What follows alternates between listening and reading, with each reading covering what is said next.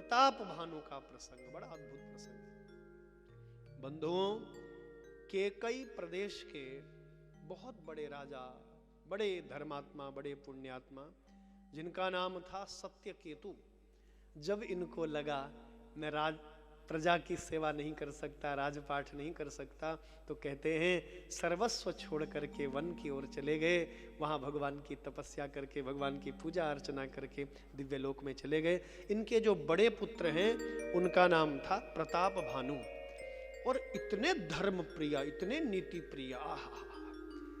पिता का जो धर्म होता है, वंश की कृपा से हमारी संतति दान देने वाली बनती है, पुण्य करने वाली बनती है, साधु संतों की सेवा करने वाली बनती है। सुशीलो मातृपुण्येन पिता पुण्येन चातुर औदार्यं वंश पुण्येन आत्म पुण्येन भाग्यवान, आत्म पुण्येन भाग्यवान। सुशीलो मातृपुण्येन, मेरी बहनों बहुत गंभीरता से सुनिएगा, माता के पुण्य से संतान सुशील बनती है, संस्कारवान बनती है। और पितृपुण्येन चातुरः, पिता के पुण्य से संतान बुद्धिमान बनती है, चतुर बनती है। और औदार्यम वंश पुण्येन, और जो उदार हृदय के बनते हैं, दान देने वाले, धार्मिक अनुष्ठान करवाने वाले। जय हो। हमारा जो यहाँ श्री राम सेवा समिति है, और श्री राम सेवा समिति के आप सभी जो पदाधिकारी गण हैं, हमारे जो सक्रिय जो कार्यकर्ता लोग हैं, ये आपके महान वंश की कृपा है। जिस महान वंश में आप लोगों ने जन्म लिया, जिस वैश्य कुल में आपने जन्म लिया है, बंधुओं, उस महान कुल का यह पुण्य है जो आप इतने उदार हृदय के हैं। देखिए, हमारे जो श्री राम सेवा समिति के श्रद्धेय प्रधान जी हैं, श्री नारायण दास जी, कितने सहज हैं, कितने सरल हैं। और बंधुओं, आपके पिताश्री के विषय में मैंने सुना है, क्या दानी महापुरुष, वाह वाह वाह, क्या दान देने वाले।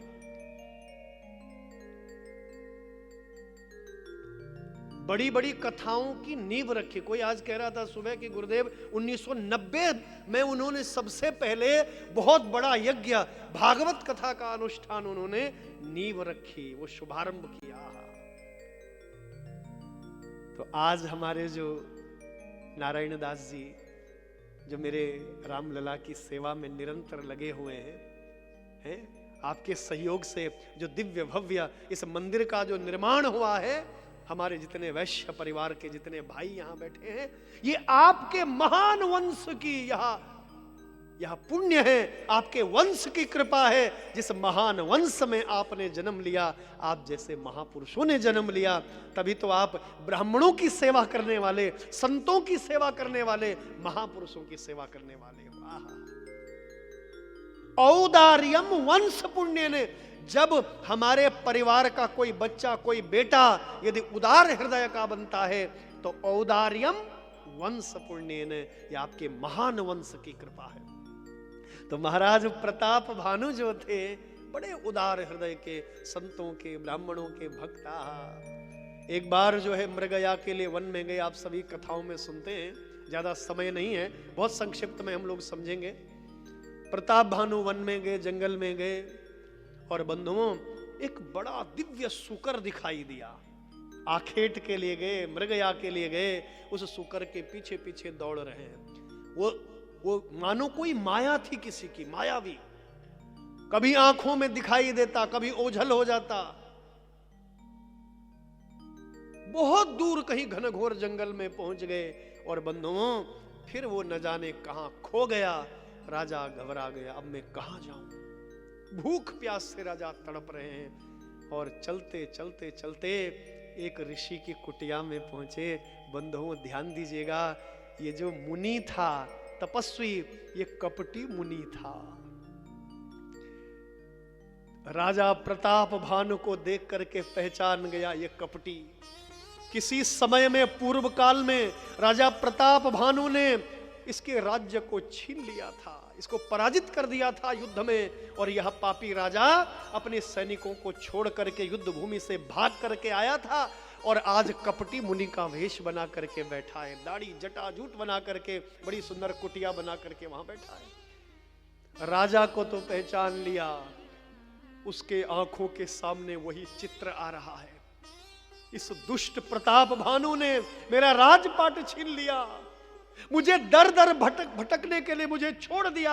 आज जो बनवासी बनकर के मैं रह रहा हूं, इस दुष्ट के कारण मैं कैसे बदला लूं, कैसे प्रतिशोध लूं, इसकी आंखों में वही चित्र चल रहा है। राजा प्रताप भानु को पहचान गया, लेकिन राजा कैसे इसको पहचानता, राजा नहीं पहचान पाया। राजा प्यास से तड़प रहा था, थका मांदा राजा आया, क्या करूं। ये भांप गया, बड़े मधुर शब्दों में बोला, महाराज वो दिव्य सरोवर है, आप वहां स्नान करिए। राजा घोड़े सहित वहां स्नान करते हैं, जलपान करते हैं, और बंधुओं स्नान के बाद पुनः अपनी कुटिया में लेकर के आया। वहां बिछोना बिछाया, आसन बिछाया, और बंधुओं अब राजा को वहां बिठाया तो पूछ रहा है, आप कौन हो। देखो जानता है कि प्रताप भानु है, लेकिन फिर भी पूछ रहा है, आप कौन हो। हे युवक, आप इस निर्जन वन में क्यों भटक रहे हो। आपका दिव्य रूप, आपका यह राज चिन्ह जो अंकित है, आप कोई दिव्य पुरुष है, आप कौन हो। तो राजा ने भी अपना भेद छिपाया। राजा महाराजा लोग ना बहुत जल्दी किसी के सामने अपना भेद प्रकट नहीं करते, तो स्वयं को छिपाने का प्रयास किया। बोले, महाराज मैं राजा प्रताप भानु का मंत्री हूं और मेरा नाम है धर्म रुचि। धर्म रुचि नाम का मैं मंत्री हूं महाराज प्रताप भानु का। तो बैठे, वार्तालाप हुआ। बोले, मंत्री जी अंधेरा होने वाला है, रात्रि होने वाली है, अब आप कहां जाओगे। महाराज प्रताप भानु का जो नगर है, राज्य है, यहां से वो 70 योजन दूर है। 70 योजन दूर है, आप वहां नहीं पहुंच पाएंगे, रात्रि होने वाली है, आप यहीं विश्राम करिए, आज मेरी कुटिया में ही आप रहिए। तो बड़े बड़े मधुर शब्दों से राजा को आकर्षित कर रहा है। अब प्रताप भानु महाराज पूछ रहे हैं, स्वामी आप कृपा करके अपना परिचय दीजिए, आपका कुल गोत्र क्या है? तो अब कपटी मुनि बोला, देखो कितना प्रवीण है। बोले, महाराज मैं तो भिखारी हूं, भिक्षुक हूं, मैंने सर्वस्व त्याग दिया, एक वनवासी की तरह मैं जंगल में रह रहा हूं, मैं भिक्षुक हूं, मेरा ये शरीर भी नहीं, मेरा ये जीवन भी नहीं। बड़ी बड़ी बातें कर रहा है, ज्ञान की बातें। तो बंधुओं अब तुमने पूछ ही लिया है, ये भेद में किसी को बताता नहीं, तुम मेरे अपने से लग रहे हो, इसलिए मैं तुम्हें बता रहा हूं। मेरा नाम है एक तनु। एक तनु मेरा नाम है, एक तनु। तो प्रताप भानु पूछते हैं, बोले महाराज एक तनु, इसका क्या अर्थ हुआ स्वामी, इसका अर्थ बताने का कष्ट करें। तो ये कपटी मुनि कह रहा है कि जब ब्रह्मा ने सृष्टि को रचा, उस समय मैं प्रकट हुआ, और तब से लेकर के, उस समय से लेकर के आज तक भी मेरा यही तन है, इसीलिए मेरा नाम एक तनु है। ये तपस्या का प्रभाव है, मेरे योग का, तपोबल का प्रभाव है, जो मैं आज भी वैसे ही हूं, ज्यों का त्यों हूं। इतने युगों के बाद, इतने समय के बाद मैं ज्यों का त्यों हूं। तो बंधुओं, इस दुष्ट के मन में तो कपट भरा हुआ है। कब बदला लूं मैं, कब प्रतिशोध लूं मैं, कब बदला लूंगा मैं, कब। दुर्जन व्यक्ति जो होता है बंधुओं, जो दुर्जन व्यक्ति होता है, दूसरे का अकल्याण करने में उसको बड़ा आनंद आता है, दूसरे को कष्ट देने में उसको बड़ा आनंद आता है।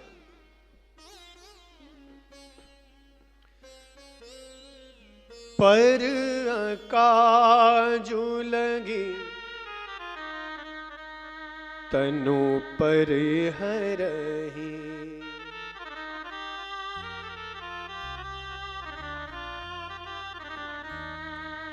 पर काजू लगी तनु पर हरही, पर काजू लगी तनु पर हरही। जिम हिम उपल कृषि दल गरही, जिम हिम उपल कृषि दल गरही। जैसे वो ओले होते हैं ना, ओले समझते हैं आप लोग, आकाश से जो गिरते हैं गोले ओले। पर अकाजु लगी तनु परिहरही, दूसरे का काम बिगाड़ने में जो दुर्जन व्यक्ति होता है स्वयं को भी नष्ट कर देता है। जरा समझिए, उसका काम कैसे बिगड़े, उसको दंड कैसे दूं, वो दुखी कैसे रहे, ये दुर्जन व्यक्ति का लक्षण होता है।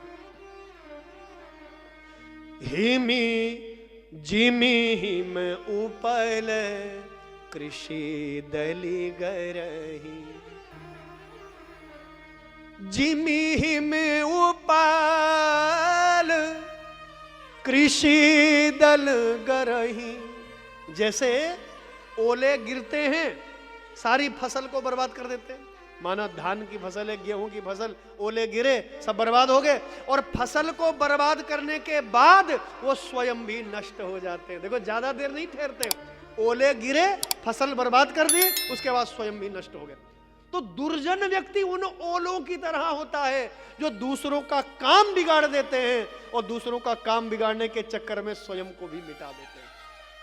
तो भैया दुर्जन मत बनना, जीवन में सज्जन बनना।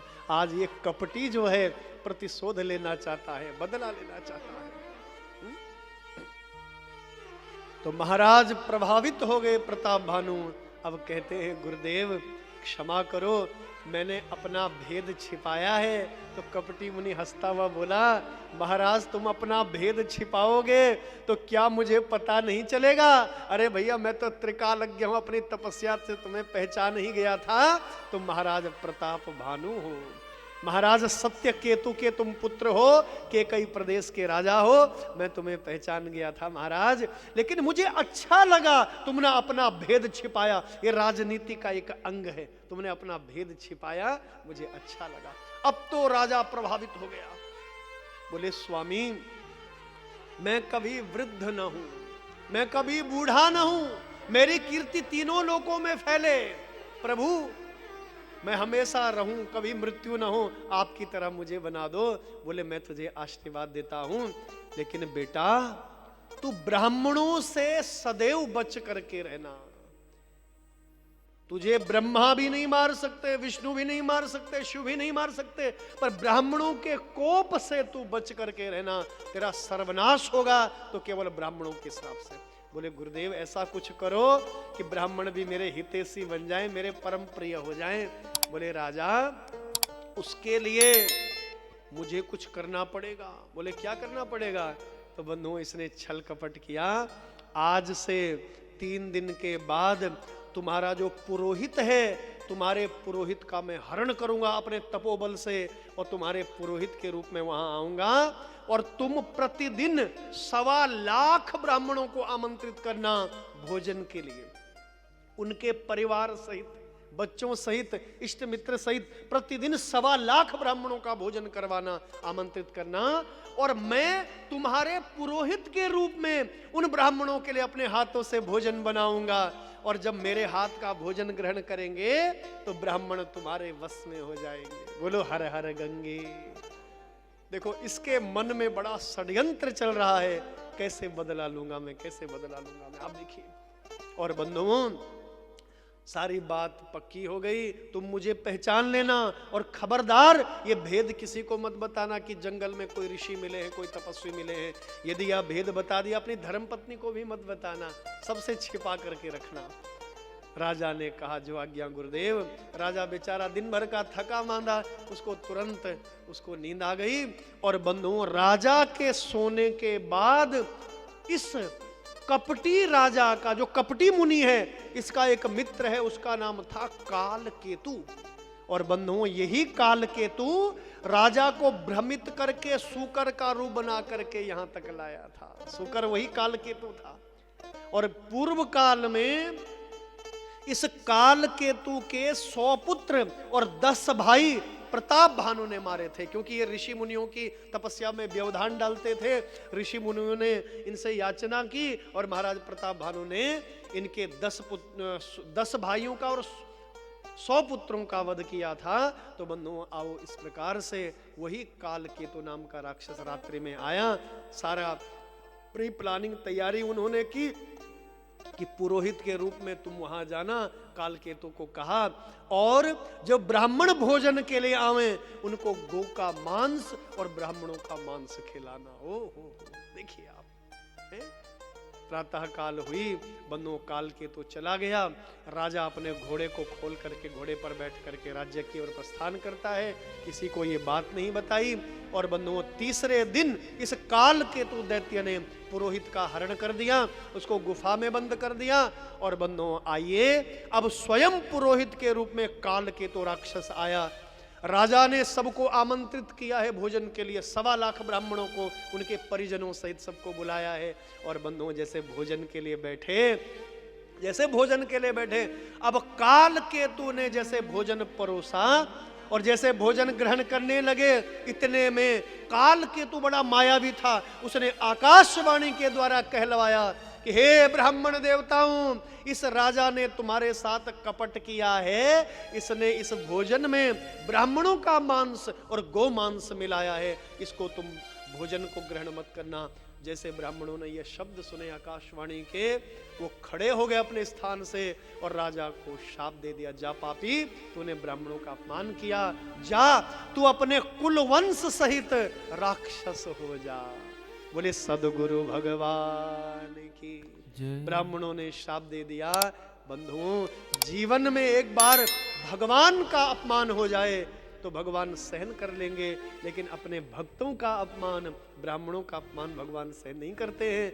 आज श्राप मिला और तब दोबारा आकाशवाणी हुई कि ये छल था, हे ब्राह्मणों, ये कालकेतु का छल था, कपट था।